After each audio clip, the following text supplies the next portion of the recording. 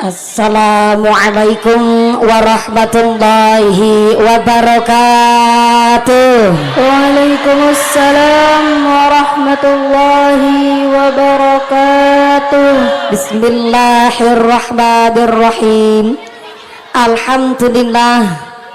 Alhamdulillahi rabbil alamin.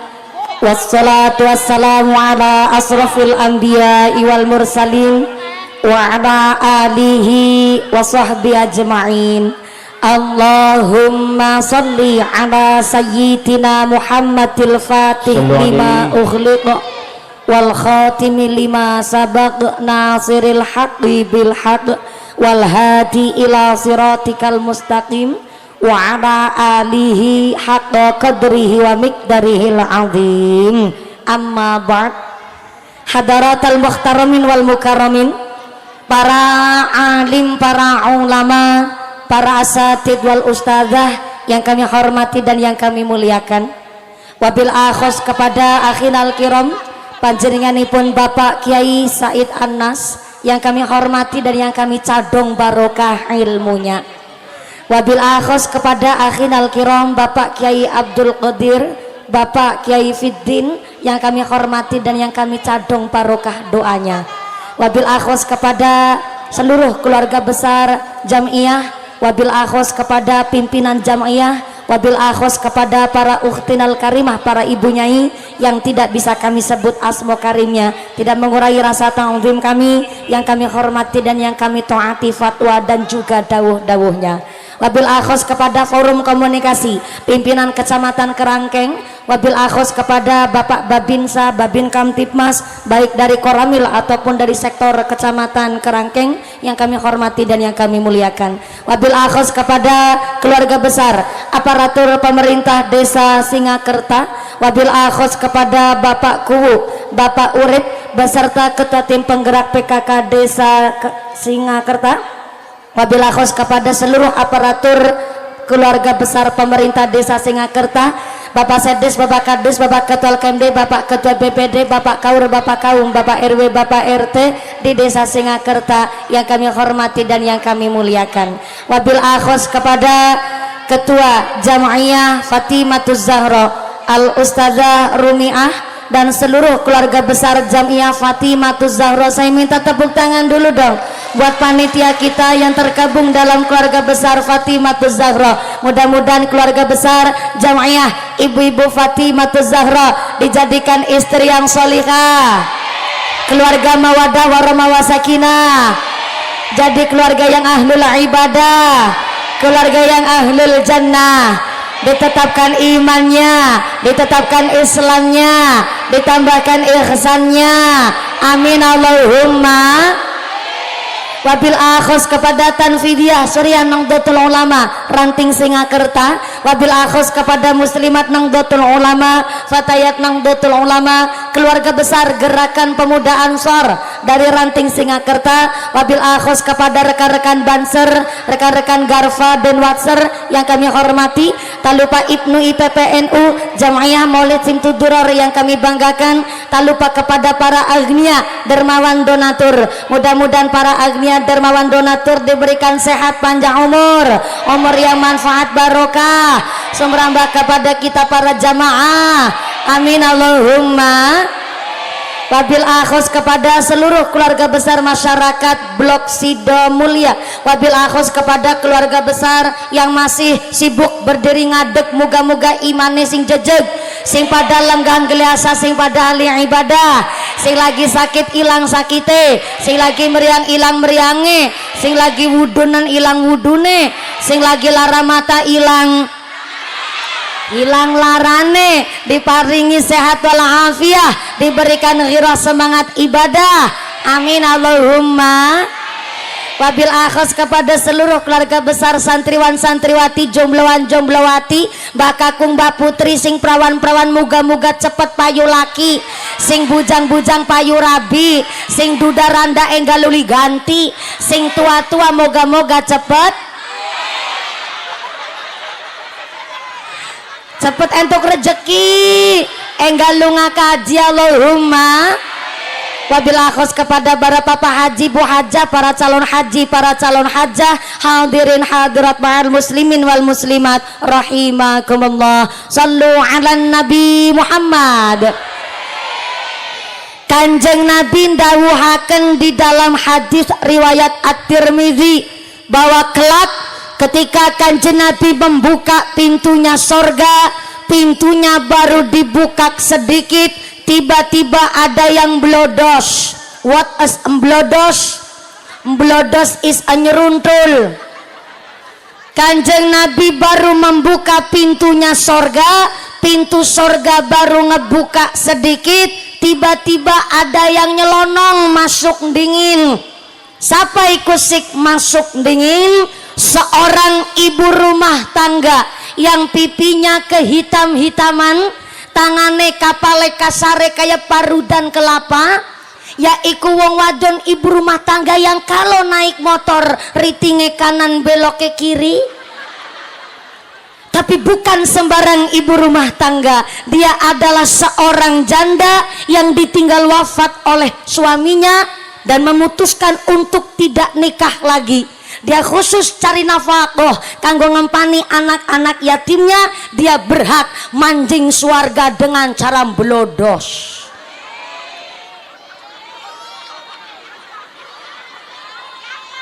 Mantep papa mantep.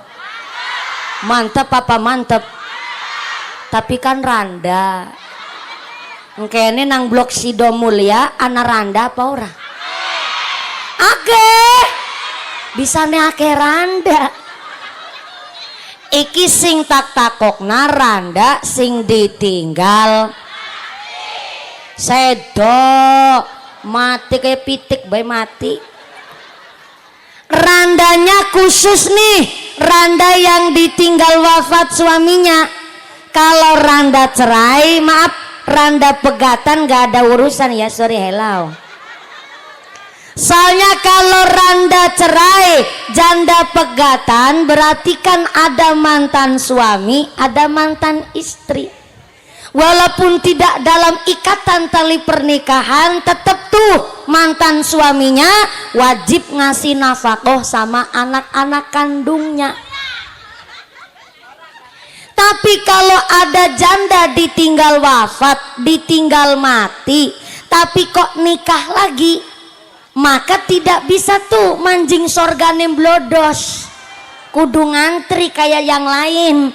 Soalnya walaupun jandanya ditinggal wafat, tapi kan bojo maning, berarti pertanggungjawaban istri ngikut suami yang berikutnya. Jadi antuke manjing sorga ngantri kaya sing liane. Tapi nek anak janda ditinggal wafat oleh suaminya, memutuskan untuk tidak nikah lagi, dia khusus cari nafkah untuk ngempani anak-anak yatimnya. Dia berhak manjing sorga dengan cara blodos. Ibu-ibu karo kipasan ngebatin, ya Allah.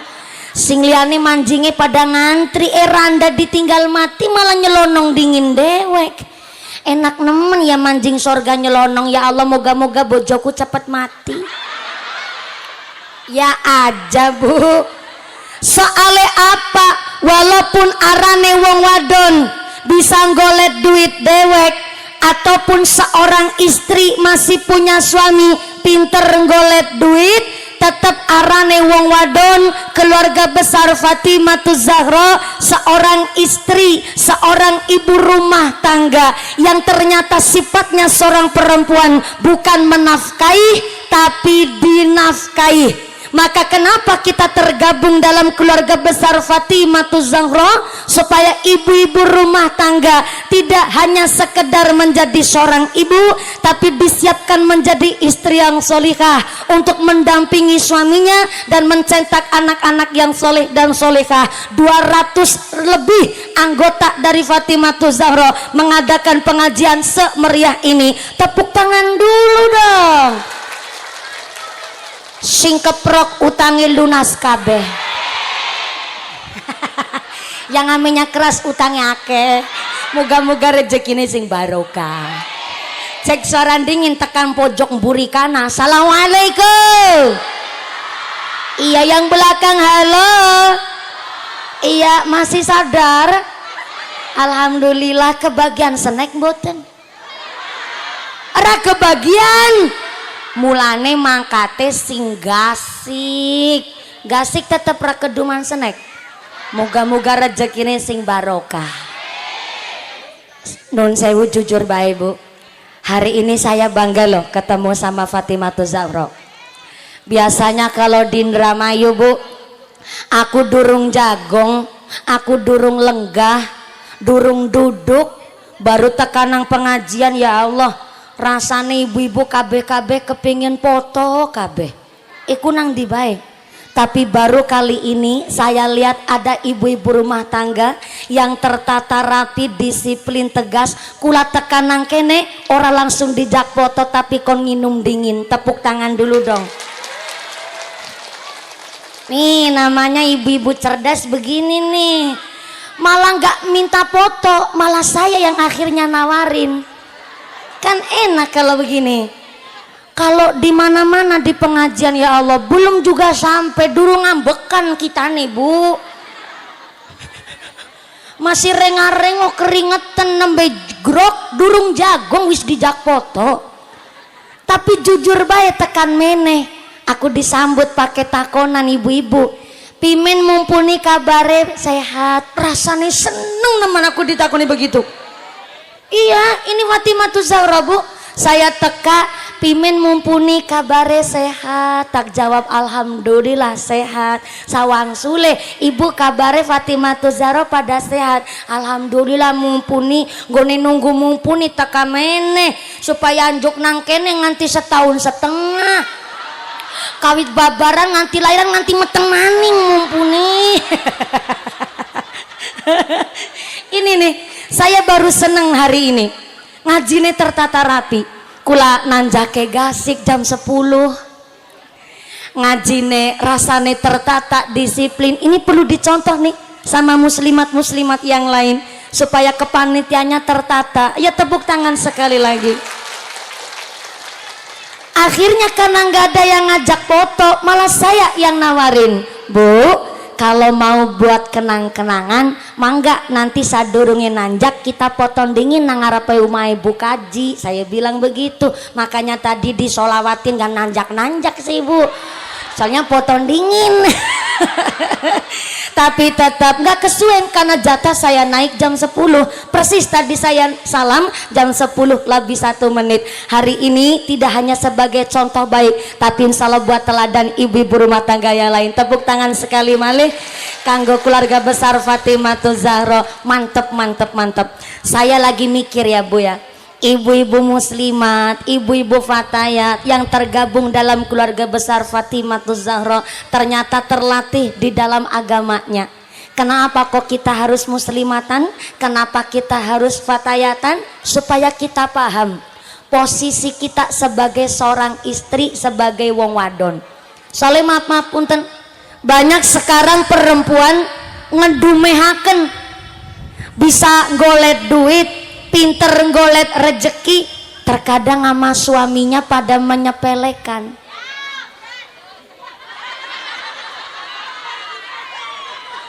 Gone teriak-teriak wis kayak supporter bal-balan. Iya bener nemen niku. Seorang kepala rumah tangga kalau keluar dari rumah golet ma'isyah kerja, maka seorang laki-laki harus punya sifat rijalun kamilun. Saya ulang. Wong lanang metu ngomah iku kudu duwe sifat rijalun kamilun. Wong lanang sing disiplin, wong sing lanang tegas, kudu wong lanang sing berwibawa. Aja kayak bandeng presto. Kedadar, kedodor, lembara, kelemburuk, kayak petelesan kotor. Dadi wong lanang mau ngarep BLT karo PKH. metu saka ngomah arane wong lanang kudu rijalun kamilun, wong lanang sing wibawa, wong lanang sing tegas, wong lanang sing disiplin. Walaupun hanya dadi kuli, walaupun hanya dadi tukang macul, walaupun jadi kuli batu nggak masalah. Maka karena wong lanang laki-laki asalkan niat metu saka ngomah yaiku golet maisha kerja, hasilnya sehari cuma 80.000 tetep bisa kanggo nyukupi kebutuhan keluargane. Tapi mapunten Bu, kalau anak wong wadon walaupun gajinya lebih besar ketimbang suaminya, pinter golek duit ketimbang sing lanang, tapi kok niate wong wadon nyombong ngena dumeh nak karo sing lanang, walaupun gaji wong wadon lebih akeh ketimbang sing lanang, tetep nggak bisa buat nyukupi keluarga. Mesti kurang bain. Mangga dicek sareng-sareng. Gimana? Taltul. Mulane arane wong wadon istri nek kepingin arepan dadi wanita karir silakan, tapi diniatkan bukan cari nafkah, tapi ngrewangi sing lanang kanggo kerja nyambut gawe. Tapi nek wong wadon sampai niate menafkahi keluarga walaupun hasilnya banyak tetap nggak bisa buat nyukupi keluarga. Maka kena apa? Arane wong wadon kudu pinter ngaji supaya ketika duwe wong lanang kok maaf punten wong lanangnya kurang paham agama, kita wong wadon kok ngaji ngerti syariat, maka insya Allah kanggo ngimbangi seorang suami. Karena ternyata tanggung jawab kepala rumah tangga gede nemen. Apa gede nih tanggung jawab seorang suami? Istri kok maaf haid datang bulan, orang ngerti carane toharoh sing bener, suaminya yang tanggung jawab sampai akhirat. Hari ini ibu jadi seorang istri nggak diajarin masalah haid oleh suami, justru suami nang akhirat tandane utang karo sampean, dan anda wajib nagih karo suami sampean. Nek nganti wong lanang orang ngajari bab haid karo wong wadon. Mulane kenapa nek ana wong lanang ketika ijab kabul kok dia ijab kabul sampai berbes mili dia nangis, tandane dia ngerti tanggung jawab seorang kepala rumah tangga, orang mau nganaki, orang mau metengi.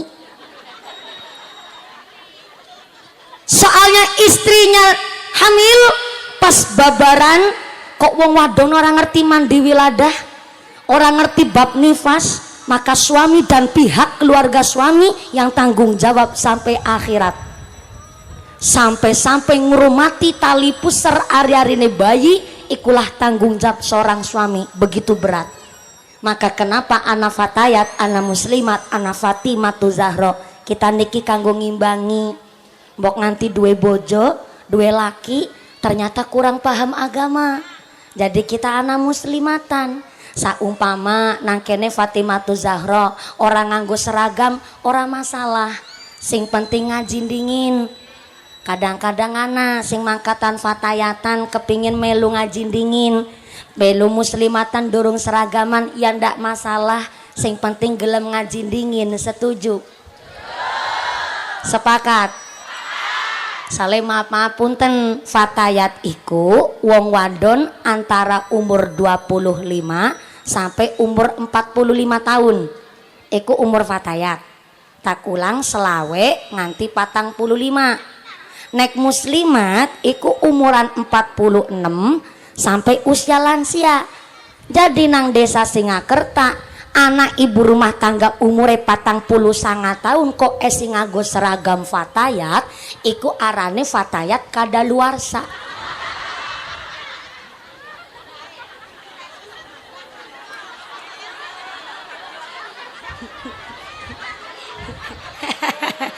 Ibu-ibu langsung pada komplain, ora apa-apa fatayat expired, sing penting kan seragaman.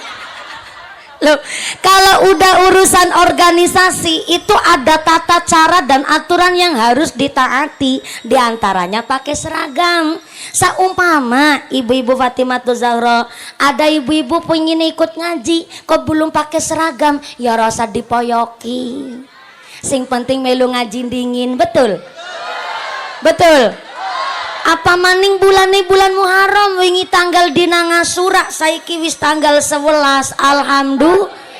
Sebelumnya lanjut kita pada sholawatan dingin kula mundut saking kitab I'anatut Thalibin iki amaliae bulan Muharram moga-moga bisa dilakoni bareng-bareng. Shallu ala Nabi Muhammad.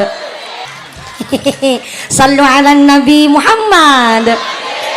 Alhamdulillah nih kalau ngajinya semangat begini ngaji nih pragade jam pira? Jam pinten? Rolas. Jam loro sore. Ya Allah. Kita nih nanjak jam 10. Pragade jam loro sore. Berarti ngaji nih patang jam. Ya Allah. Ngaji kok sampai 4 jam iku ngundang apa ngontrak sampean. Mudah-mudahan sampai pun acara tidak ada halangan satu apa. Allahumma amin ya Allah ya Rabbal alamin. Ini grup rebananya dari mana? Dari Karangampel. Dari Karangampel. Alhamdulillah tetangga kecamatan berarti jauh-jauh udah ngiringin sholawat sampai jam 2 sore nanti. Ini biar semangat saya sawer dingin. Nabui rebanan. Oh ya matur suwun sangi-sangi giliran nampak saweran gue nampak nih banter nemen merobol bae sakang bolongan. Mudah-mudahan tambah sholawat tambah mahabbah tambah syafaah amin Allahumma. Kita niki mumpuni seneng nyawer santri bu. Iki santri duduk ya santri tapi rada tua setitik bu. Kula iki seneng nyawer santri ketimbang nyawer biduan. Arane santri kan lagi belajar mendawamkan sholawat. Tapi kalau biduan ya maaf punten bu. Alhamdulillah sekarang ngake biduan nganggo jilbab. Moga-moga diparingi istiqomah. Cuma rata-rata biduan kan supaya menarik bajunya kadang-kadang seronok. Baju-baju kurang bahan.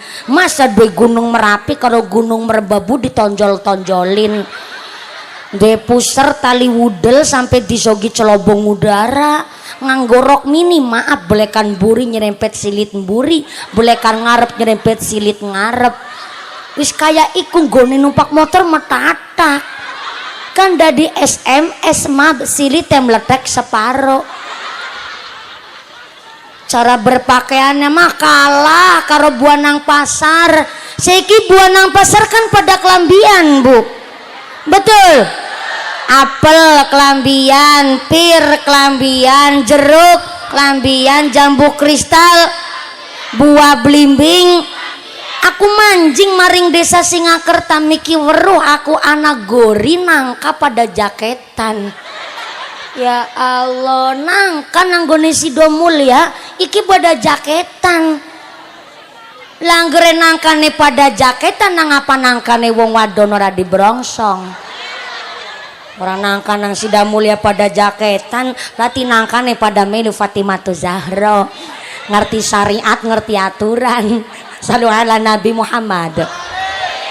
Kenapa kudu ana Fatimatu Zahra? Kenapa kudu ngaji karo fatayat? Kenapa kudu ngaji karo pada muslimat? Kenapa kita melu pengajian rutinan? Karena Kanjeng Nabi berkata, khairun nisa ummati nisaul Madinah. Perempuan yang terbaik adalah perempuan Madinah. Kenapa duduk perempuan Singakerta? Bukan Singakerta kerandane kududu bu. Kenapa kok harus perempuan Madinah? Kanjeng Nabi menjawab, karena perempuan Madinah pertama takut kepada Gusti Allah, yang kedua isi nek ora pada ngaji, isi nek orang ngaos karo bunyai ora basa. Ulangi. Kula panjenengan sedaya tekan mene niat hati siji bade ngaji. Ih, sing tua mah ora usah basa karo sing enom. Kudune justru sing enom basa karo sing tua, betul. Sing enom ngormati sing tua, sing tua ngarah nam bimbing sing enom iku arane muqtadul hal. Kula ulang sepisan maning. Muqtadul hal, menempatkan sesuatu sesuai karo porsine. Contoh iki kursi sofa tubuh di belakang, niate rencanane nggo dijagongi mumpuni, tapi tak pikir-pikir Bu, iki panggungnya kan lebar ya, panggungnya lebar, sing munggah bae sing nanjak kakean. Jadi saya pikir-pikir ibu-ibu yang sepuh aja duduknya di bawah, mas saya duduknya di atas, kurang etis juga Bu, namanya nggak muqtadul hal. Tapi iku kursi sofa apik nemen kursi nih Bu, kayu jati, sofane enak dijagongi, mumpuni nek jagonan kono mestine ngajine kan nyaman, nek ngajine enak berarti kan ngajine suwe. Politik iku arane politik, mulane ora tak jagongi. Tapi sak nyaman-nyamane kursi sofa dijagongi, sapa bae enak jagong nang kursi sofa, giliran kewan cacing kon jagong duduk nang kursi sofa. Kira-kira cacinge awet urip apa cepet mati? Cepet mati karena nggak muqtadul hal, nggak sesuai dengan penempatan. Contoh maning ya, neng Jawa Tengah Bu, anak omongan kayak gini sekang arane wong tua, nek ngejagongi bantal maka bokonge kembar karo bahasa kene. Berarti bokonge wong Cilacap karo bokonge wong Krangkeng bokonge pada baik. Jagongi bantal jarene bokonge wudunen, walaupun gak langsung wudunen Bu, tapi iku arane pelajaran. Bantal iku tempat istirahatnya kepala. Kepala iku bahasa alusnya mustaka, bahasa umumnya sirah. Cara kene apa? Astagfirullahaladzim.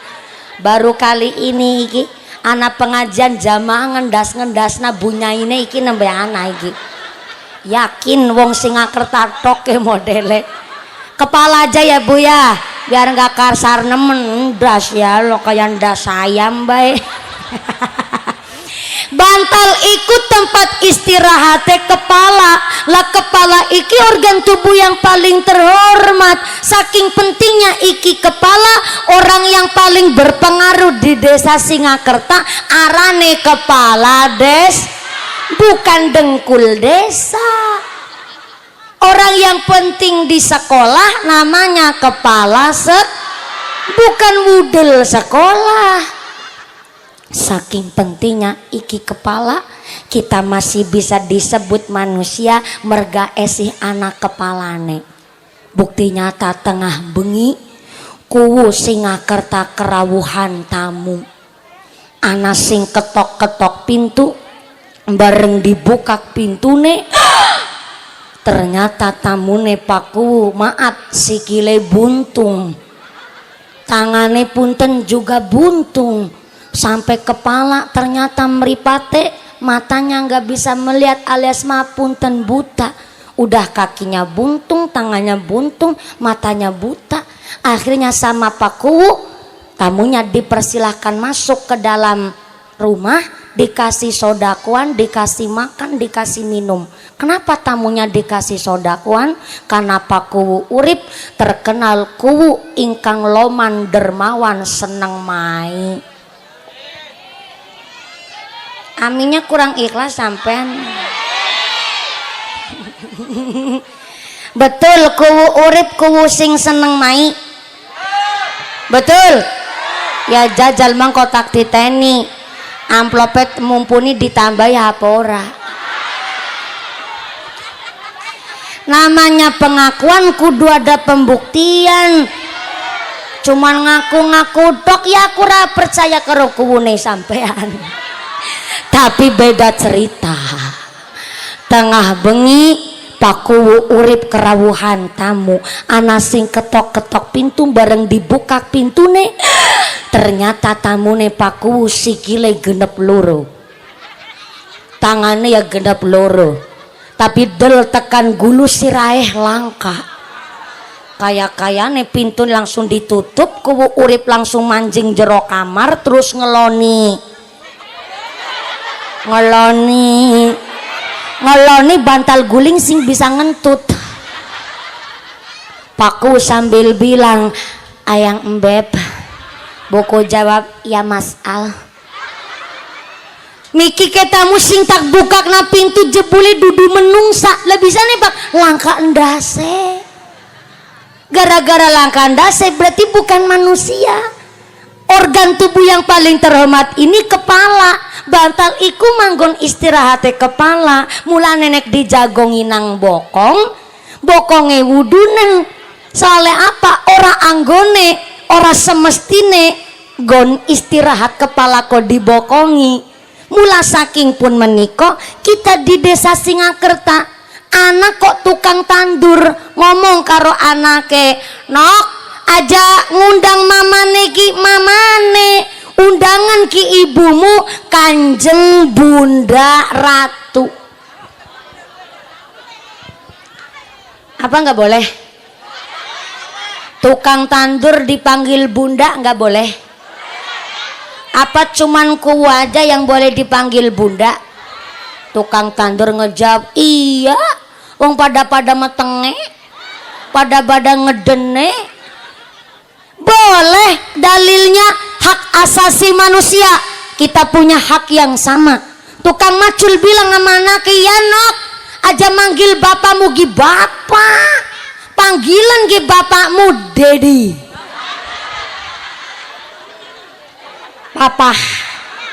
Papa godong ged.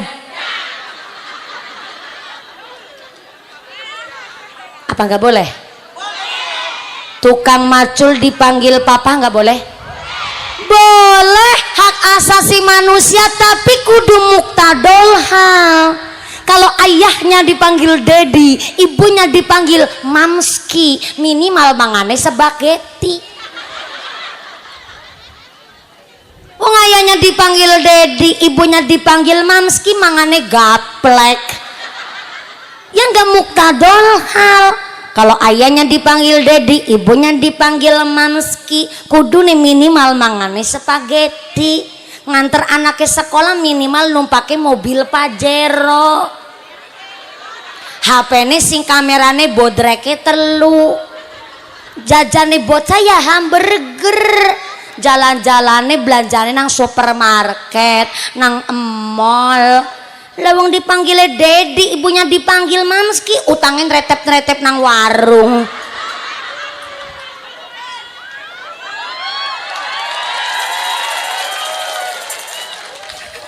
Namanya nggak muktadol hal. Kalau dipanggilnya dedi, dipanggilnya mamski, ya kudu sesuai dengan titel derajat yang dipanggil. Maka kenapa hari ini, kemarin kita pada Muharraman kan santunan anak yatim. Santunan anak yatim piatu, kita mengadakan santunan duafa supaya apa? Kita ini paham setiap bulan Muharram mana yang titelnya fakir, mana yang titelnya miskin, mana yang titelnya duafa, dan mana yang titelnya sugih bisa disebut agnia. Contoh begini, halo, masih sadar? Iya. Soalnya kudu dicek dingin, beniking gone ngajine orang mung sekedar guyonan, tapi fokus plus serius. Begitu nggih Bu? Begini, fakir itu adalah orang yang tidak punya pekerjaan, nggak punya penghasilan, dan tidak punya harta. Miskin itu orang yang bisa kerja, tapi hasilnya pendapatannya nggak mencukupi dalam kehidupan sehari-hari. Itu miskin. Lah orang yang du'afa adalah orang yang doif. Doif itu lemah secara finansial, lemah secara mental, lemah secara kesehatan. Maka terkadang ada nih, maaf ya, orang du'afa ternyata mentalnya terganggu. Nah itu justru dapat sodakuan, dapat santunan walaupun anake wong sugih umpama, tapi dia ternyata duafa, lemah secara mental, lemah secara finansial juga, dan lemah secara kesehatan, itu termasuk duafa. Maaf punten, orang zaman sekarang aneh, nggak inget sama statusnya sendiri. Kalau nerima BLT, nerima PKH, titelnya jadi fakir sama miskin semua. Tapi giliran plesir-plesir, healing-healing, mangkat kondangan, gayane jadi wong sugih.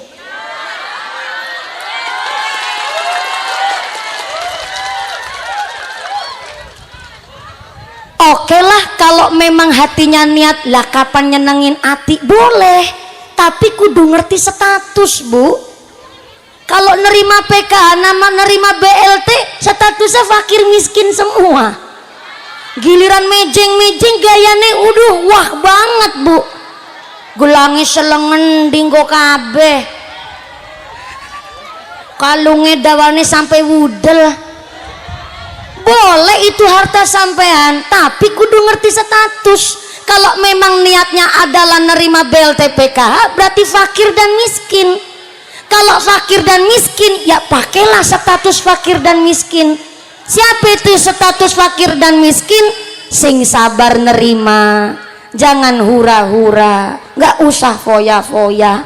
Kadang banyak orang yang maaf-maaf punten nih, titelnya masih fakir dan miskin, tapi memaksakan kehendak. Arep utang mobil dikuat-kuatna, ora bisa nyetorin, itu namanya orang yang nggak bisa mustatoktum, kata Nabi. Siapa itu mustatoktum? Orang yang tidak bisa ngukur awake sendiri. Dadi wong iku kudu mustatoktum, ngukur karo kepribadiane dewek. Kira-kira wong arane dina-dina dadi tukang macul, arepan kredit motor ya kudu dihitung dingin. Wong esi nerima BLT, nerima PKH, ya dadi wong sing tawadhu lah, dadi wong sing andat asor lah. Wong sing sugih iku kepimen wong sing antuke kerja, duwe penghasilan, hasilnya lebih dari untuk makan sehari-hari. Contoh nih, satu hari duit 100 atau 200.000 cukup nggo mangan. Ini di luar dari gaya hidup loh ya, Bu. Nggo mangan 200.000 wis cukup. Go belanja, go mangan, go sanggup bocah sekolah, katakanlah 200.000 sedina. 200.000 ping 30 dina sebulan, berarti pira, Bu? Pira? 600. Ki aku sing matematikane bodoh apa aku sing dibodoni karo sampean? Ana 200.000 ping 30 dina kon 600. 6 juta Yusartina. Berarti kalau 1 bulan ternyata penghasilannya lebih dari 6 juta, berarti dia bisa disebut sugih tuh, karena dia lebih, Bu. Maka orang yang lebih ini udah termasuk dalam kalangan kategori sugih. Maka wong sing sugih tanggung jawabnya gede. Orang mung cukup gomangan sedina-dina, anak tanggane kekurangan kudu bisa melu mai. Anak tanggane kok ternyata fakir miskin bahkan duafa, bisa melu ngrewangi mai, niku arane wong sugih. Maka supaya kita niki paham karo status kita, kita ini termasuk golongan yang seperti apa. Ini di luar gengsi ya, Bu. Saiki kan sampean gegeden gengsi, nek belanja maring emol tapi nek ngutang maring warunge tanggane. Iku kan wong kegeden gengsi namanya. Kita kudu sadar dengan status. Ini maaf ya, ini bukan kami diskriminasi niku mboten. Tapi dengan adanya santunan anak yatim piatu yang mesti diadakan di bulan Muharram, kita akhirnya kudu ngerti mana orang yang memang harus menerima dan mana orang-orang yang sudah memang dikatakan tidak boleh menerima lagi. Arane wong sugih. Contoh nih, wong sugih melu dadi kepanitiaan zakat fitrah, maka hanya boleh ikut kepanitiaan tapi nggak berhak untuk mendapatkan zakat itu tadi. Iku arane wong sugih. Jadi kudu ngerti supaya apa? Nggak kecorok-corok niate wong liya nggone pada sodako. Contoh maning kemarin pas Idul Adha, halo wong sugih iku kaparingan sunnah muakkadah untuk melakukan Idul Adha ibadah kurban, walaupun dah 1 bulan yang lalu, tapi ini biar nggak salah paham antara wong fakir, miskin, duafa dan mana wong sing sugih. Wong sugih iku punya sunnah muakkadah nglakoni nyembelih kurban ketika Idul Adha. Soale banyak wong pada salah paham. Lah saumpama ana wong sugih, ana wong mampu, kok nggak ikut kurban, nggak nyembelih hewan kurban ketika Idul Adha, ya nggak apa-apa sih. Cuma masa iya umai gedong lantai 2, kalunge dawane tekan wudel, masa wedhus si jora ketuku kan isin karo wudele.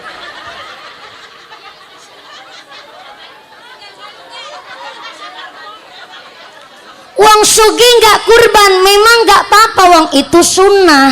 Tapi wong sugih yang nggak ikut kurban tetap dianjurkan ketika hari raya Idul Adha kon pada nyembelih hewan peliharaannya sendiri yang berbentuk unggas. Jadi contoh nih gampangannya ya Bu, wong sugih nggak ikut nyembelih kambing, sapi ataupun kerbau ketika Idul Adha, tetap dianjurkan untuk nyembelih hewan yang berbentuk unggas peliharaannya sendiri, ayam, bebek, mentok dan lain sebagainya. Saya tanya, ibu-ibu punya ingon-ingon nggak? Nggak punya? Punya? Apa ingon-ingonnya? Kucing. Capek bener ngaji karo wong sido mulia. Kucing memang ingon-ingon ibu, tapi itu tidak termasuk unggas. Ini saya tanya ingon-ingon yang berbentuk unggas. Ya bener sing jawab, salah sing takon. Dua ingon-ingon, dua apa? Kucing. Ya bener sih. Dahlah takon karo wong lanang-lanang baen. Babane, bapane punya ingon-ingon. Punya apa ingon-ingone? Manuk.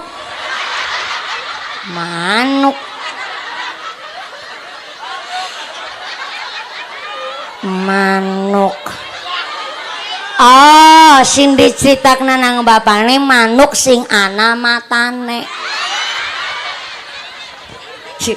Ketawanya sampean selalu mencurigakan Bu. Jadi kalau nggak dijelasin mesti jenengan salah paham. Nek manuk langka matane mah nggak boleh disembelih. Iku barang manuk siji-sijine, jumlahnya mung seeler. Jadi kalau disembelih malah sing kelangan sampean. Dah jangan manuk lah. Kalau manuk darah ya ora apa-apa. Kalau memang duene manuk darah kan berbentuk unggas. Yang penting disembelih ketika hari raya Idul Adha bagi yang sugih tidak berkurban. Ataupun nggak punya ingon-ingon, beli daging ayam. Ora kita ngarah 1/2 kilo.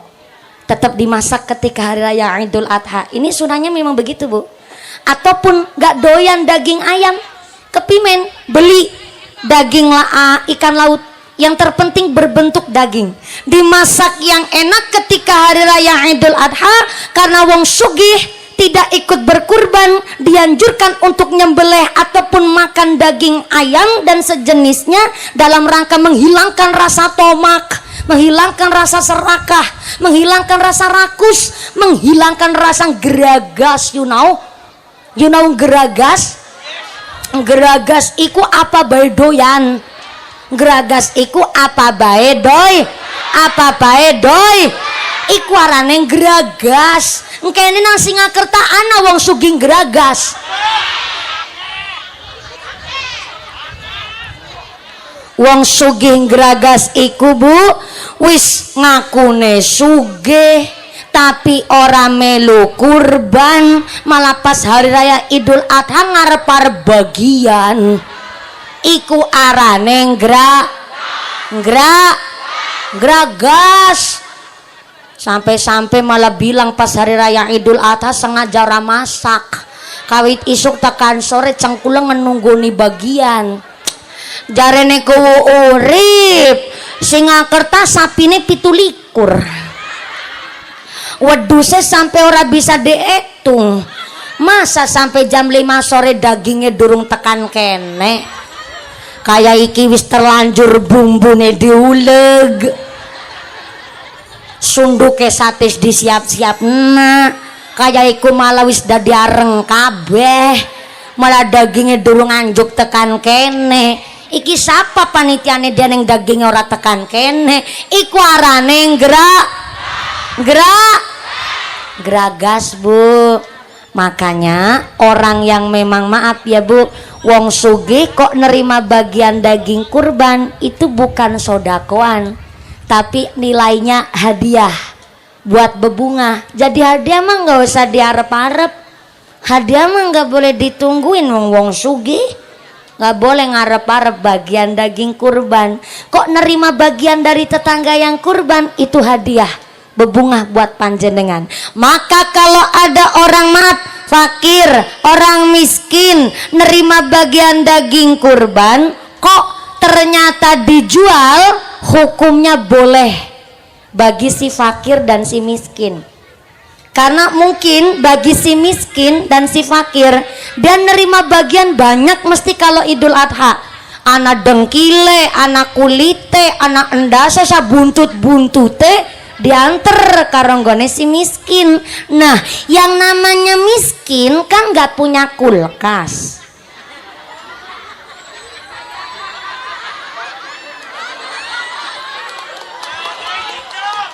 Loh, ini kan biar paham. Tadi saya disampaikan saya awal tadi. Fakir itu apa, miskin itu apa, sampai duafa. Biar paham ini. Namanya miskin kan nggak punya kulkas.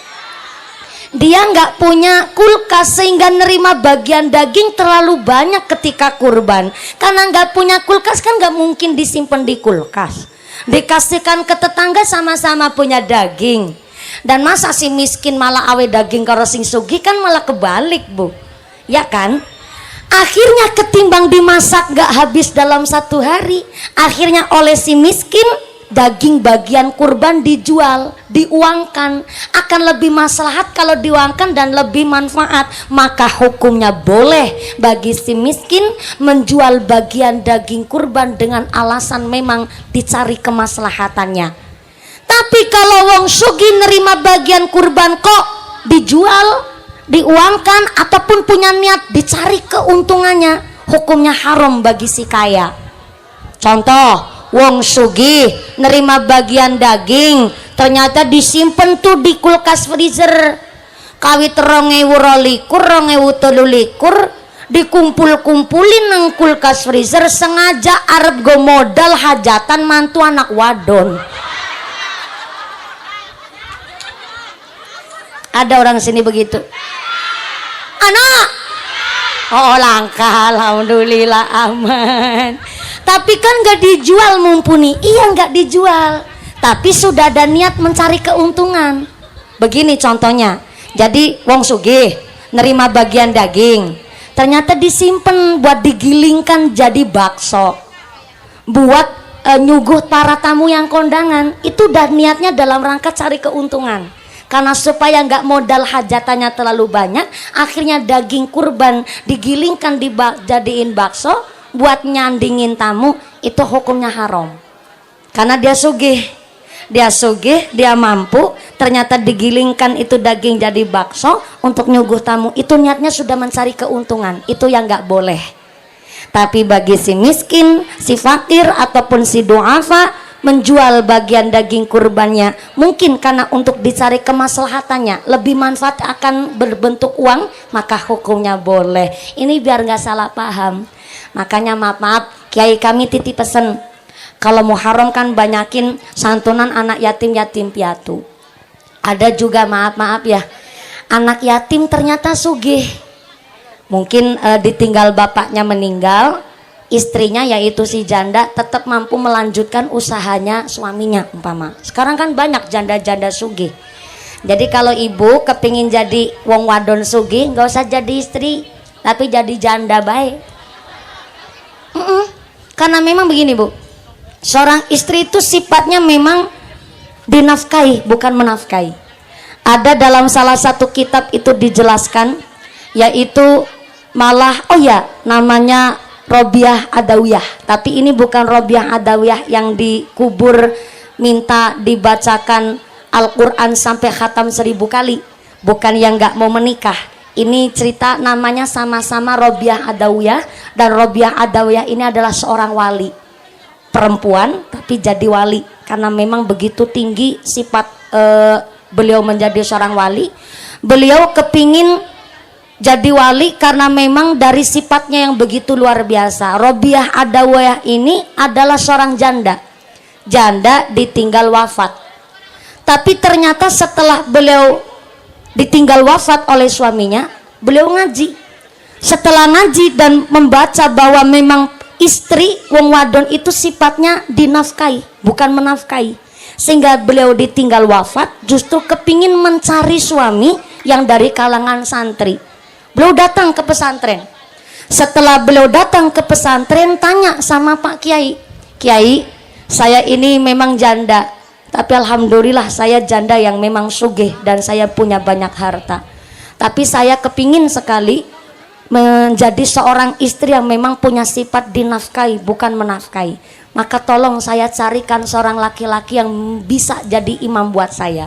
Akhirnya sang kiai milih salah satu santrinya, dan santri ada yang santri tertua, dan santri tua ini ditanya sama kiainya, senang kok kowe wis tua jadi senang tua?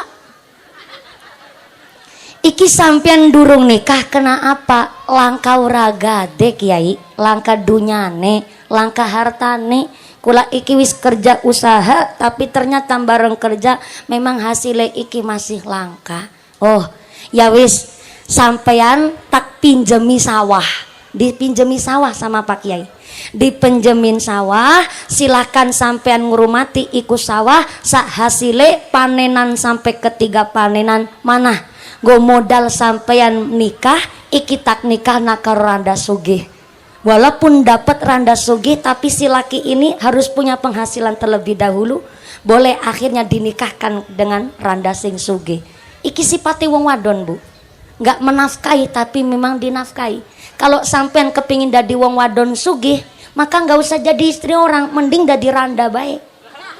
Randa ki rata-rata sugih. Soalnya randa iku ora kuat dikuat-kuat na, Bu, dan hanya mikir diri sendiri dan anaknya. Ora kuat dikuat-kuat na, gawa beras sekarung kecil, gawa gas LPG rosa. Wong wadon apa maning randa, menek wit kelapa pinter, dandani gendeng bocor bisa kesambur bledek ke si urip. Randa ora kuat dikuat-kuat nah. Mulane kenapa randa ditinggal mati, memutuskan gak nikah lagi, dia manjingi surga dengan cara blodos, karena memang pertanggungjawaban seorang randa berat kepada anak-anaknya. Dan kenapa kok non sewu yang menikah lagi, randa ditinggal sedo tapi nikah lagi, pertanggungjawabannya ikut suami yang berikutnya. Jadi kadang ada tuh pondok pesantren, abah kiainya meninggal, ibu nyainya memutuskan gak nikah lagi karena khusus buat cari nafkah si anak yatimnya dan ingin ngikuti kiai yang sudah wafat. Dan terus pertanggungjawabannya tetap minta sama suami yang ditunuti, bahasa Cilacap ditunuti diikutin, yaitu abah kiainya. Maka kenapa arane wong wadon iku sipate memang dinafkahi, bukan menafkahi. Kalau Anda kepingin jadi wong wadon sugih, nggak usah jadi istri orang. Karena istri itu kudu paham nemen. Ketika masih gadis cari duit gampang, jadi pegawai toko tiap hari pegang duit. Tapi bareng kayak ya Allah, anaknya aku 3,5. Sing telu wis nang jaba gede-gede, sing setengah sing nang weteng. Kadang-kadang pengin jajan bae duitnya langka. Bukan karena suami Anda yang gak becus cari duit, tapi di dalam nafkah suami yang dicari itulah rizki seorang istri. Walaupun 80.000 lakinya cari rejeki, satu hari cuma mau 80.000, tapi niatnya memang cari nafkah, pasti nyukupin buat kebutuhan keluarga. Jadi kalau Anda kepengen jadi wong wadon sugih, ya nggak usah jadi istri orang, jadi randa ataupun perawan tua. Sugih banget perawan tua. Kayak si ngomong.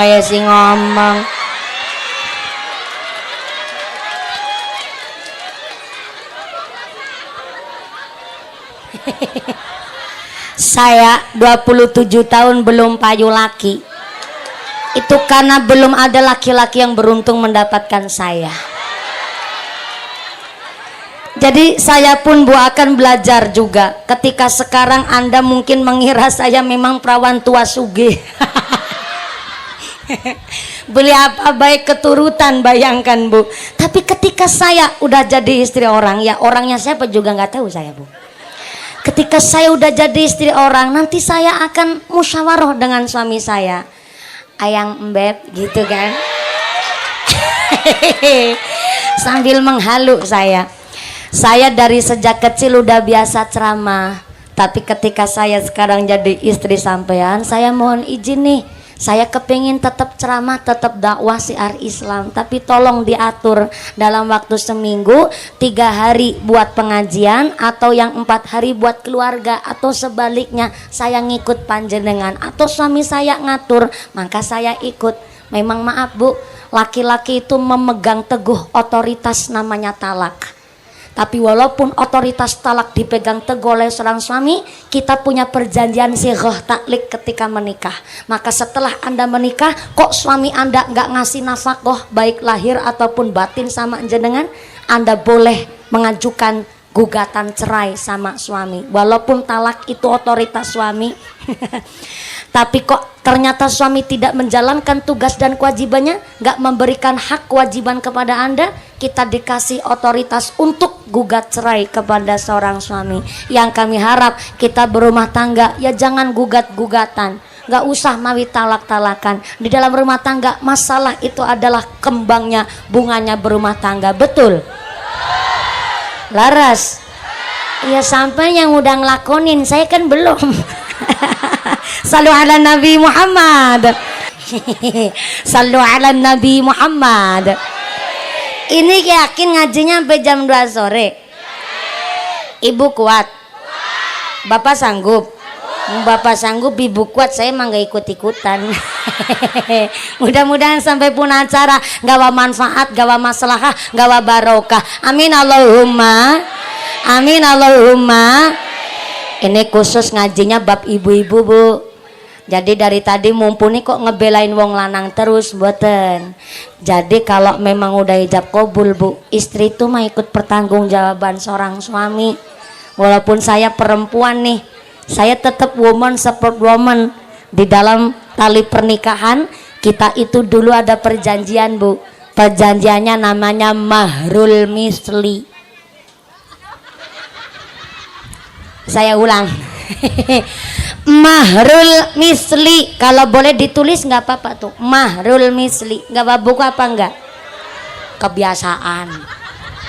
Bawa pulpen nggak? Ya lo saya kalau tanya pulpen katanya disuruh tanya sama bapak-bapak.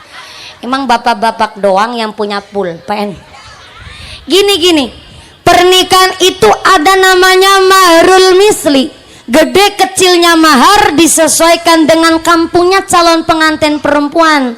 Nah niki di sini di Bu Ustazah, di sini di Fatimahuz Zahra Singakerta, mahar itu rata-rata berapa juta Bu Ustazah? Oh, ada yang 2 juta, ada yang 1 juta, ada yang 800.000 katanya begitu. Berarti sesuai dengan kemampuannya pengantin cowok gitu ya Bu. Oh ya. Begini soalnya, kalau mahrul misli itu sesuai dengan pendapatan komoditas daerahnya, itu daerah pendapatan apa. Contoh begini Bu, kemarin saya ngaji di Kalimantan Selatan. Di Kalimantan Selatan itu saya bikin riset dadakan. Saya bertanya di sana, mahar di Kalimantan Selatan rata-rata berapa Pak Panitia? Ada yang ngejawab, mahar di Kalimantan Selatan rata-rata 20 juta guys.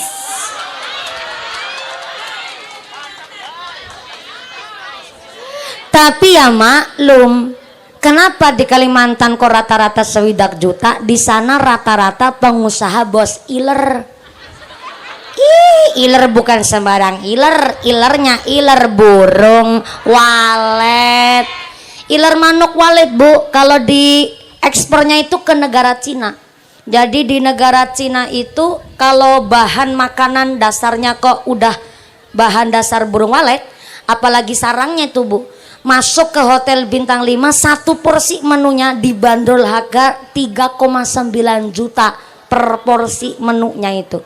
Jadi kalau dari petani waletnya langsung paling murah harga iler walet itu 9 juta paling murah per kilo.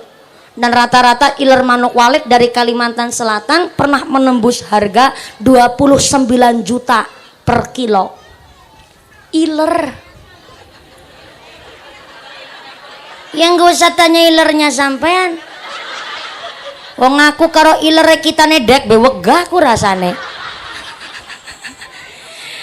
Iler manuk walet komoditasnya sampai kelapa sawit Bu, minyak di sana. Jadi rata-rata orang sana sugih jadi 60 juta itu wajar. Kalau di sini saya tanya sama Bu Ustadzah pimpinan Fatimatu Zahra, mahar di Singakerta sesuai kemampuan nganten lanang. Ya nggak apa-apa, ini cuman buat gambaran biar hukumnya itu tersampaikan sama sampean. Umpama nih di Singakerta mahar itu 5 juta umpama, maka kalau mahar rata-rata di Singakerta 5 juta, pengantin laki kalau mau dapet perempuan Singakerta kudu ngerti nggak boleh maharnya lebih mahal atau lebih murah dari 5 juta. Kalau terlalu mahal atau terlalu murah dari standar di desanya, nanti jatuhnya kepada makruh tanzih. Apa tuh makruh tanzih? Makruh yang mendekati ke haram. Contoh, dumeh anake ayu, gede dhuwur lencir kuning irunge bangir mripate belalak kulite putih renge mincis lambene tipis meringis-meringis, saking cantiknya sampai semok denok montok ini pakai kol aku bro. Saking cantiknya bapaknya bilang, nih anak saya nih anak gadis pinter ngaji, pinter sekolah, kuliahnya tinggi, cantik pula bentuknya. Nih kalau maharnya enggak 100 juta enggak saya lepas.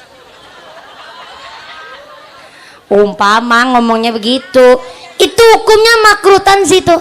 Terlalu mahal soalnya dari standar. Standarnya 5 juta. Bikinnya 100 juta, dumeh cantik nggak boleh karena terlalu mahal dari standar. Makruh tanzih. Nanti kalau terlalu mahal di Singakerta, perawan di Singakerta jadi perawan tua kabeh repot. Kayak si ngomong. Loh, kita ini boleh milih Ibu. Untuk suami yang namanya berumah tangga nggak boleh main-main sampai dunia akhirat dimintai pertanggungjawaban. Sampai kita ini bab haid datang bulan nifas sampai melahirkan, sampai ngurusin tali pusar be kita melu wong lanang, kok milih wong lanang sembarangan. Jangankan Pak Banser, Pak Kuwu urip ditawani kon bojo maning uli mumpuni gelem nemen Bu.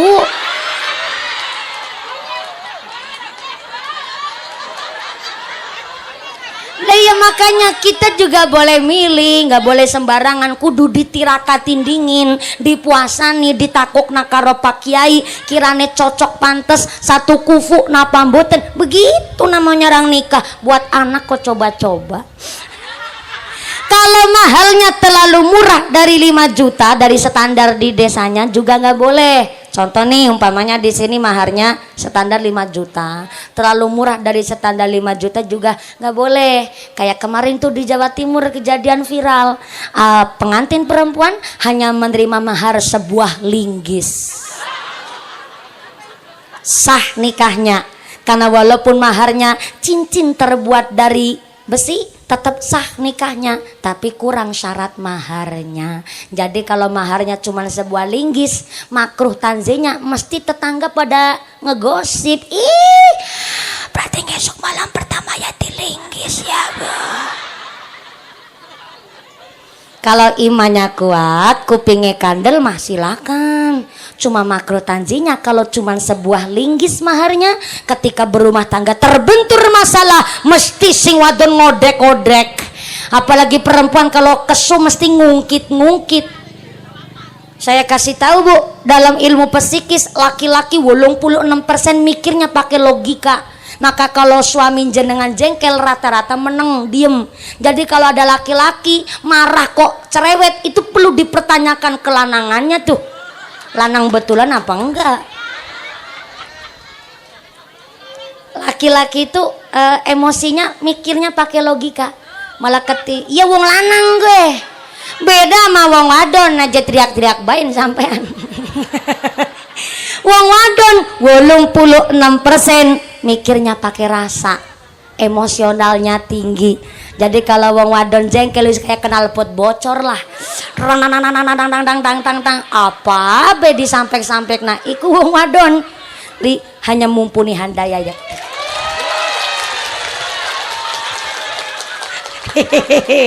Ya sambung dikit kan nggak apa-apa. Informasi Bu, ini maaf Bu, kenapa kok saya sampai juara berulang kali, sampai 2 kali tingkat nasional dan tingkat Asia? Tentu rahmat Allah. Cuma mempertahankan gelar juara itu yang lebih berat ketimbang pas lagi kompetisinya Bu. Tanya aja sama aku, pas lagi nyalon gampang, karena apa? Dapat dukungan dari jenengan. Tapi mempertahankan gelar menjadi seorang kepala desa lebih berat ketimbang pas lagi kompetisinya. Itu begitu. Dan saya pun wah orang kritik begitu luar biasa. Yang dikritik dari pakaiannya lah, dari jilbabnya lah. Ada yang minta jilbab yang lebar, ada yang pakai jilbab harus yang betul-betul ikut Nahdlatul Ulama. Ada yang ngeritik masalah materinya lah, ada yang ngeritik dari segi kehidupan lah. Itu luar biasa Bu. Kayak contoh nih, banyak di komentar-komentar di YouTube, ini ceramah pas stand up komedi, ada yang ngomong begitu. Ini ceramah apa lawakan, ada juga yang ngeritik begitu. Padahal saya ceramah, contoh jenengan minta sampai jam 12, sampai jam 2, saya rata-rata ceramah 2 jam. Masa ceramah dari 2 jam itu dipotong dari 1 menit ngelawak, orang udah pada menghukumi bahwa ceramah pas stand up komedi, padahal yang dipotong dalam 1 menit itu pas lagi ceramah lucunya. Dan padahal dari tadi kita ngaji udah beberapa hukum fikih saya sampaikan. Sebenarnya sama ceramah saya dengan ceramahnya Bu Nyai ataupun yang lain, tetap pakai dasar kitab. Cuma banyak orang mengira ceramah saya banyak jamaahnya itu karena lawakannya, padahal dari tadi saya nggak ngelawak Bu.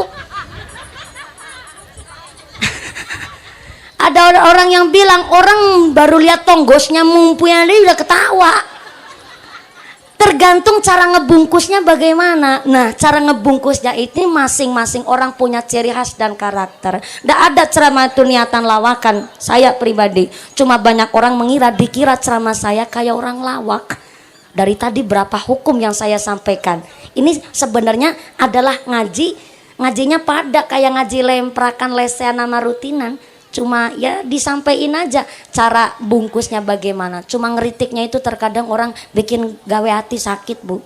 Saya sendiri perempuan ketika dikritik begitu larati Bu. Ceramah lawak dari tadi, ngaji udah rame disampaikan apa aja katanya ceramah lawakan. Sakit hati memang, tapi dari kritikan itu saya mikir lagi ngapain ngurusin orang. Yang terpenting adalah ketika saya ngaji sama jamaah yang diundang, maka justru antara ngaji di YouTube sama ngaji langsung beda Bu. Panjenengan pun pasti melihat saya antara di YouTube sama yang asli beda toh Bu. Gimana? Bukan masalah gambar cantik apa tonggosnya, materinya tentu Bu, yang disampaikan antara di YouTube sama yang di asli mungkin ada samanya, tapi ketika disampaikan secara langsung itu akan berbeda. Maka saya lebih mengutamakan ngaji ketika ketemu sama jamaah yang begini nih. Ngaji begini enak banget nih. Saya senang kalau ngaji begini, biar langsung ketemu ibu-ibu. Jadi kalau panjenengan bermedia sosial hati-hati, karena apa yang kita lihat nggak serta-merta apa yang kita lihat dengan kasat mata. Pasti ada sebab musababnya. Komentar, ngeritik ataupun apa baik, jenengan kudu ngerti, lihat situasi. Ada yang bilang lagi, tolong ceramahnya pakai bahasa Indonesia. Ya saya ketemunya mau orang Indramayu, bahasanya saya berusaha buat Cirebonan dulu biar agak bisa diterima oleh panjenengan, betul? kalau saya ngomong pakai bahasa Indonesia kadang-kadang baik buat selingan. Kalau saya duna di Jakarta barulah saya pakai bahasa Indonesia. Karena memang apa yang ketemu sama Mado ini ki panjenengan orang Indramayu, ya saya berusaha pakai belajar bahasa Indramayu. Ini saya udah nggak pakai bahasa saya sendiri. Soalnya apa, bahasa Cilacap Jawa Tengah sama bahasa Indramayu udah banyak perbedaan bahasa. Orang kita ngerti pragat. Nang Cilacap lengkap ragat bu, arane rampung. Belajar bahasa geleleng, pragat, nanjak. Nanggen kulang gak nanjak bu, munggah. Saya belajarnya itu karena sering ngaji di Indramayu. Awal-awal sih juga bingung, gak ngeh banget sama bahasa sampean. Tapi setelah ngerti anak berak barangan, aku orang ngerti berak ini apa berak? Berak wis gede. Oh, berak wis gede. Betulan tuh artinya. Soalnya kemarin ada yang ketemu saya ngaji di Bongas. Di Bongas itu ibu-ibu ngomong, ya Allah, lawas nemen ora ketemu mumpuni, bareng ketemu mumpuni ku berak nemen ya. Oh, berak iku seneng. Bahagia. Betul itu artinya. Soalnya ini buat penambahan kosakata. Saya takut kalau berak itu artinya non saya rada kasar atau jorok begitu. Enggak jorok enggak. Berak artinya oh. Berarti itu ibu-ibu ketemu saya nu seneng. Oh. Saya lagi mikir, ya Allah lawas nemen ra ketemu mumpuni, barang ketemu mumpuni rasanya berak nemen gitu. Oh, berak gue seneng. Oh. Soalnya beda daerah nanti bisa beda maknanya. Kalau di Jawa Tengah maaf ya, berak itu agak jorok bu, maaf bu. Berak itu sejenis kayak nafsunya itu terpancing begitu. Jadi di Jawa Tengah berak itu artinya weruwong wadon dari rasane kepancing. Maaf ya, nafsunya agak keluar begitu. Jadi di sini berak seneng. Mbok banser ketemu mumpuni berak. Jadi di sini berak artinya seneng. Oh ya. Berarti aku ketemu sampean berak. Ini betul artinya seneng ya? Ya soalnya ini nanti buat penambahan kosakata saya. Mau sampai artinya jorok saya bawa ke Indramayu. Ih bocah kok kasar nemen gitu bu. Berag. Salu ala Nabi Muhammad. Baca salawat dulu. La ilaha illallah al-malikul haqul mubin Muhammadur Rasulullah sadiqul wa'dil amin. Salawat sareng. La ilaha illallah al-malikul haqul mubin Muhammadur Rasulullah sadiqul wa'dil amin. Lamun mampu lunga haji aja lali sing dinafkahi. Lunga haji berambute wong haji, yen tawaf ora dilakoni taun ngarep kudu dibaleni. La ilaha illallah al-malikul haqul mubin Muhammadur Rasulullah sadiqul wa'dil amin. Singakerta desane berkah, para muslimat pada soleha, nginum jamune cengkeh, muslimat lemu gelange.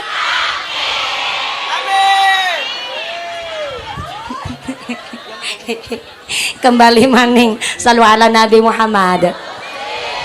Mahar kalau terlalu murah, walaupun cincin terbuat dari besi sah nikahnya, tapi kurang syarat maharnya. Apalagi cuman linggis. Ibu-ibu kalau marah udah pokoknya kabeh cerita biyen diungkit-ungkit. Istrinya ngomong, "Pak, dadi bojone aku rasa kakian pola." Kelingan bapaknya nggone bojo karo aku kan mau modal kolor-kolor tok.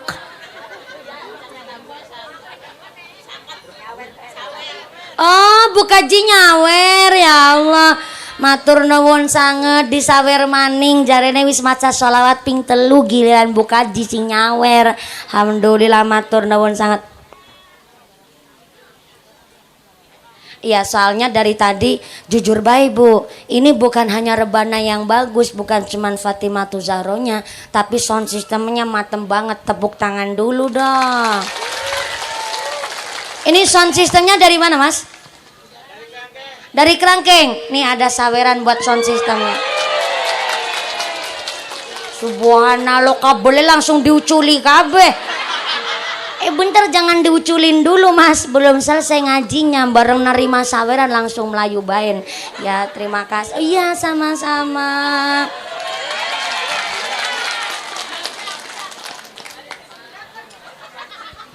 Ibu-ibu langsung pada penasaran. Aduh tangan saya ikut gatel katanya. Ini kalau muslimat disawer semua amplop saya yang habis Bu. Wong aku tekan kene juga aku durung ngerti diamplopin apa ora. Aku durung ngerti, durung genah soalnya. Salam ala Nabi Muhammad. Kembali lagi masalah apa tadi ya, lupa aku ngomong. Ya mahar. Kalau maharnya cuman linggis, ada masalah pasti istrinya ngungkit-ngungkit. Pak, jadi suami saya nggak usah badakaken pola. Kelingan dari bojone kita kan sampai memodal kolor-kolor tok. Suaminya ngejawab, "Ye, modal kolor-kolor tok tapi kan ana linggis." Makanya wong wadon sugih boleh, tapi niatkanlah dalam rangka ngebantu cari nafkah buat suaminya. Udah teh. Iya punten, ini buat banser. Iya. Buat beli rokok ya Mas. Iya 500.000 gue nggo tuku rokok kuli pira gue. Ya lo sampai doer lamben yang 500 di rokok. Mangga bansernya semangat karena nun sewu sangat adanya banser itu penting juga, tapi saya harap banser itu tidak hanya mengamankan para kiai Bu Nyai. Saya pernah Bu di Karangampel kecopetan HP saya Bu, gara-gara nggak ada banser. Bansernya cuma satu, ibu-ibunya sabreg. Iya panitiane sing orang ngabari ya. Jadi di Kerangkeng pernah tuh pas hajatan apa ya? Hajatan sunatan kalau nggak salah. Ya sunatan ya. Hajatan sunatan itu ternyata pakai gelang ibu-ibu tuh. Pakai gelangnya itu dilurut sama si tukang copetnya. Jadi HP saya hilang Bu di Karangampel, dicopet. Ada yang bilang katanya satu desa tukang copet semua. Anehnya kuwu tukang copet, bukan kunya tukang copet. Kuwu yang ketempatan tukang copet di desa itu kalau ada pengajian itu kuwunya pada ngasih tahu tuh sama panitia. Tuh ada 7 orang berangkat ke situ naik angkot. Kasihin tahu sama panitia yang lain kudu hati-hati. Baru ditelepon begitu, Soibul Hajatnya kecopetan dompet. 2 orang malah. Jadi akhirnya saya bilang kalau saya ngaji di Indramayu, saya nggak nuduh sampean ya Bu ya, tapi cuma waspadakan perlu. Saya bilang tuh sama panitia kalau saya datang di lokasi nggak usah pada berdiri, termasuk nanti ya Bu. Kalau saya pulang nggak usah sampean berdiri, jadi duduk aja. Karena kita siasati berulang kali Bu, saben-saben saya ngaji di Indramayu Bu. Sampai pada protes ke Indosiar. Kenapa sih kalau pengajarnya Ustazah Mumpuni pasti ada tukang copet? Emang sih gembong tukang copet? Kurang saya juga kecopetan kok. Enak saya rasanya. Dikiranya saya ngebawa tukang copet. Tulisannya begitu. Setiap ada pengajian Ustazah Mumpuni kok mesti ada tukang copet. Emang sih gembong tukang copetnya? Saya tersinggung saya. Justru asisten saya 3 orang Bu. Kecopetan HP 3 orang loh asisten saya, rata-rata di daerah sini. Jadi maaf di Kabupaten Indramayu saya nggak nuduh sampean, insya Allah sekarang pun nggak ada tukang copet. Cuma kan waspada perlu ya Bu. Jadi kalau saya datang di pengajian Indramayu sementara nggak salaman dulu Bu. Ya ketimbang panjenengan yang kecopetan kan Bu. Saya nggak enak. Waktu itu di Karangampel, saya lupa lah di pinggir masjid apa itu, di jalan ini juga. Tapi ketika sebelum corona malah saya bawa HP, memang HP-nya cuman dua ini saya titipin ke asisten, jadi nggak pernah saya taruh di meja sini, justru saya titipin ke asisten saya. Dan ternyata itu tukang copet udah memperhatikan, ternyata saya nitipinnya HP ke asisten. Jadi saya turun dari panggung, orang pada kerubutan tuh minta salaman. Dan ternyata tukang copetnya nggak cuma satu, modelnya itu yang lain pada ya Allah Ustazah salaman gitu kan. Akhirnya semuanya juga kepingin salaman, kebawa. Akhirnya pas lagi salaman itulah di dompet, padahal di resleting Bu, resletingnya udah nutup, dibuka diambillah HP-nya terus ditutup lagi. Rapi banget tuh nyopetnya, nyopet tapi sopan. Pakai jilbab juga. Sopan banget tuh. Iya, terus saya sampai sekitar 7 kilo lah, 7 kilo saya perjalanan, saya telepon HP saya karena udah nggak ada, ternyata udah nggak aktif Bu. Ketika saya balik lagi dong ke lokasi, waktu itu saya belum paham kalau di sini ada banyak tukang copet, dan saya balik lagi ke lokasi, ternyata 10 orang kecopetan semua. HP-nya 4 orang termasuk saya, yang lain itu ada uang sekitar 3 juta mau buat setor motor apa setor mobil waktu itu nggak salah. Dan yang sekitar 7 orangnya lagi 6 orangnya kecopetan gelang, termasuk ketua muslimatnya. Gelangnya itu 25 gram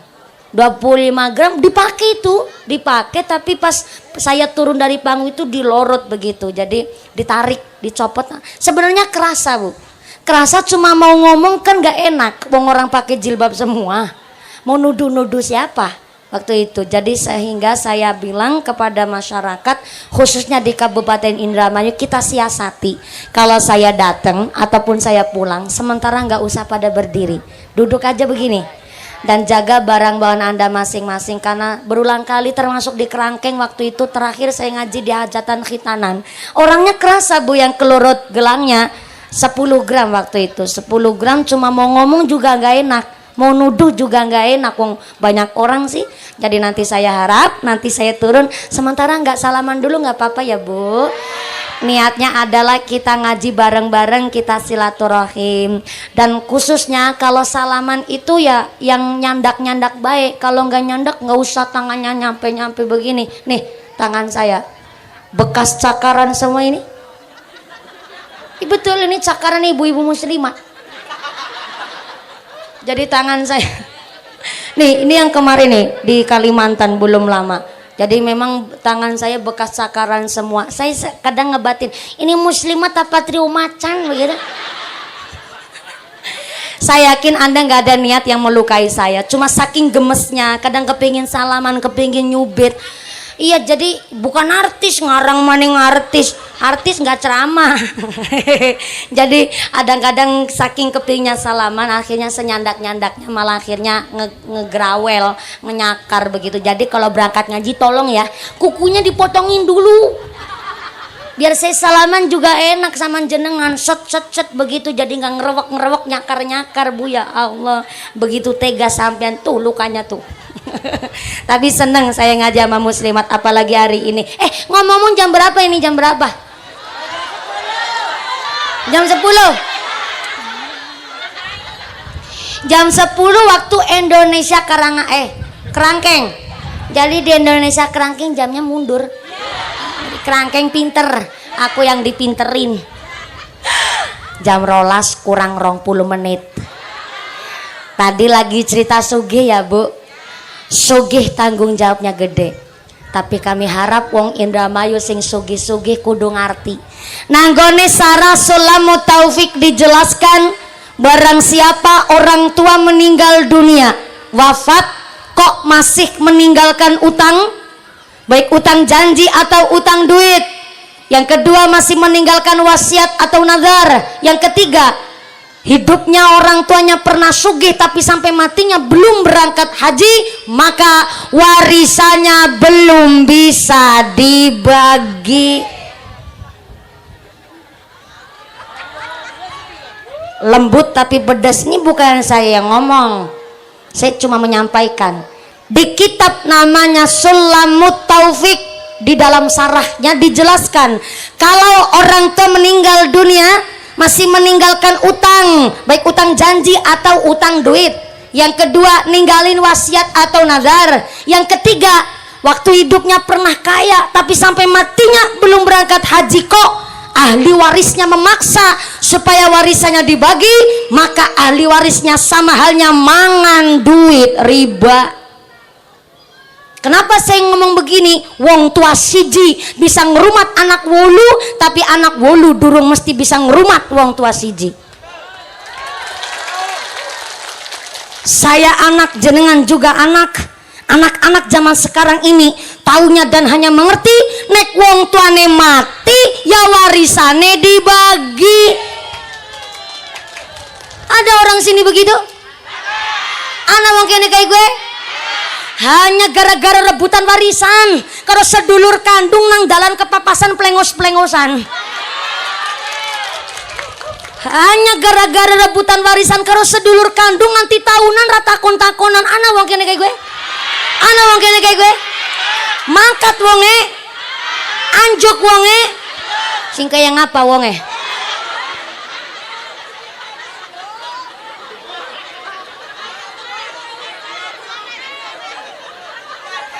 Begini, memang sugih itu bukan wajib fardu, tapi sugih itu perlu. Cuma Bu, begini aslinya ya, wong sugih sampai matinya belum berangkat haji. Halo? Halo? Wong sugih sehat secara mental, sugih secara finansial, sampai matinya ternyata kok belum berangkat haji, maka ketika warisannya mau dibagi harus mengambil dana warisan untuk membadalkan haji orang tuanya terlebih dahulu, baru bisa warisannya dibagi. Bukan kebalik. Selama ini kan kita kebalik. Wong tuane sugih, kepinginnya warisannya digebuk, dibagi rata. Padahal harusnya kalau orang tuanya kaya sampai matinya belum berangkat haji, maka ambillah dana buat membadalkan haji orang tuanya terlebih dahulu, baru bisa warisannya dibagi. Yang bukan wong sugih, ya nggak usah mawi panjenengan terlalu memaksakan diri berangkat haji. Ketimbang anak istri nggak dinafkahi, kepingin berangkat haji tapi istri terbengkelai, anak nggak keurus, itu juga dolim namanya. Wong sugih itu memang tanggung jawabnya berat. Bukan wajib fardu, tapi sugih itu memang perlu. Cuma memang pertanggungjawaban orang kaya ini lebih tanggung jawab gede. Ya tadi sudah saya sampaikan, kita kudu ngerti status kita. Mana yang fakir, mana yang miskin, mana yang duafa, dan apakah kita termasuk kalangan orang sugih. Sampai pendapatan saja niki kudu kula panjang sedaya ngarteni. Supaya apa? Urip kita niki temata, tertata rapi. Kita bisa ngukur kita sendiri menjadi orang yang mastatoktum, kata Nabi. Bisa ngukur sama diri sendiri. Maka punten, namanya warisan itu memang berat. Sampai-sampai maaf, dapat warisan sampai warisannya banyak pun tapi kok ahli warisnya nggak ngurusin utang piutang sangkut paut almarhum orang tuanya, maka warisannya banyak tapi tetap nggak bawa barokah. Saya ulang, dapat warisan banyak tapi almarhum orang tuanya ninggalin utang kok belum diurusi. Walaupun dapat warisan banyak, warisannya nggak mungkin berkah. Jangankan sampai 7 turunan. Baru turunan pertama hamil, bayinya durung lahir, warisannya entek dingin. Mesti sia-sia entek. Ora temi bamaring dunia, ora temi bamaring ilmu. Salena panggih wow, masalah sangkut paut utang piutang orang tua nggak diurusi terlebih dahulu. Kenapa ada orang tua mati ninggal utang? Karena terkadang ada orang tua mau njaluk duit sama anak sendiri, khawatir diplorokin anak mantu. Meminta duit sama anak sendiri, khawatir mbok ngurusui usahane anak. Sehingga terkadang ketimbang minta duit sama anak lah mending utang karo tetangga. Begitu Bapak Ibu. Jadi kenapa ciri-ciri orang yang soleh solehah? Kata kitab namanya Qatrul Ghais. Qatrul artinya tetes-tetes, Ghais itu artinya pitulungan. Jadi ada kitab namanya tetes sing pitulungan, arane Qatrul Ghais. Diceritakan, dijelaskan ciri-ciri ahli waris sing waras. Tak ulang. Ciri-ciri ahli waris sing waras. Selesai ki ahli waris ora waras. Gelem cuma nerima bagian warisan, tapi sangkut paut urusane wong tua ora gelem ngurusi, iku arane ahli waris ora waras. Mula warisan entek gue pasang judi slot. Iya, sekarang judinya nggak pakai kitab Toret ditata digeret. Saiki judine online pakai slot. Jangankan masyarakat biasa sing seneng judi, orang DPR aja saiki mainnya judi slot. Sidang paripurna dolanan judi slot. Oknum-oknum itu DPR yang memang nggak bertanggung jawab atas kepemimpinannya. DPR Dewan Perwakilan Rakyat, tapi rakyat judi nggak usah diwakilin DPR, KBKB diwakilin DPR. Jadi jangankan yang masyarakat biasa, orang DPR aja saiki seneng main judi slot. Nauzubillahi min, udah nggak bisa dijadikan teladan. Maka punten-punten walaupun nerima bagian warisan, tapi kok sangkut paut orang tua nggak mau ngurusin, maka terjadinya warisan nggak berkah. Nauzubillahi min. Ciri ahli waris yang waras pertama, mau melanjutkan silaturahimnya orang tua biar obornya nggak mati. Kadang-kadang maaf nih, bapak ibunya ternyata kakak ade sama pak ade sama budenya, kadang anak nggak tahu. Ini harusnya anak juga dikasih tahu siapa sedulurnya, siapa saudaranya. Ini buat ngelanjutin tali silaturahimnya orang tua, menandakan anak yang soleh solehah. Yang kedua, mau nyarutangin utang piutang orang tua. Dan yang ketiga, mau melanjutkan amal solehnya orang tua. Ibunya ikut Fatimahuz Zahra, anaknya ikut Fatimahuz Zahra. Ini namanya ngikut hal yang baik, adalah salah satu ciri-ciri ahli waris yang waras, bahkan anak yang soleh dan solehah. Amin Allahumma. Jam rolas kurang seberapa.